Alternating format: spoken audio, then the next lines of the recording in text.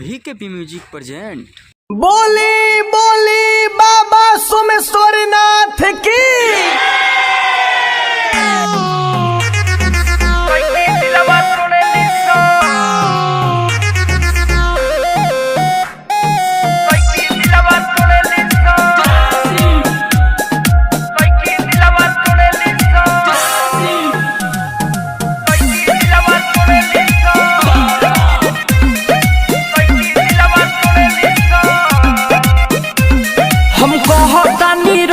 से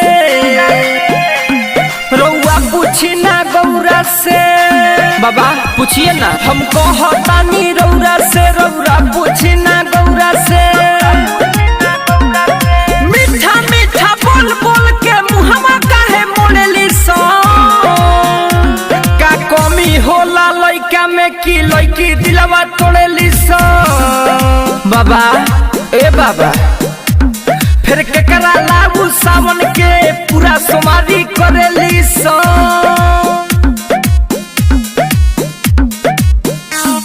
music by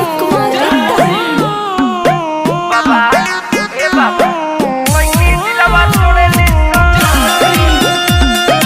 लइकी दिलवा तोड़ेली सो।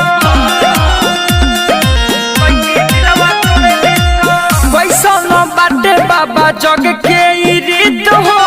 नैना से नैना मिलते हो जाला प्रीत हो।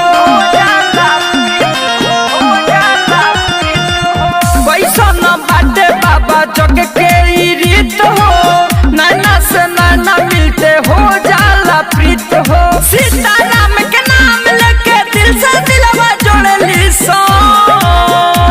का कमी होला लइका में कि लइकी दिलवा तोड़ेली सो।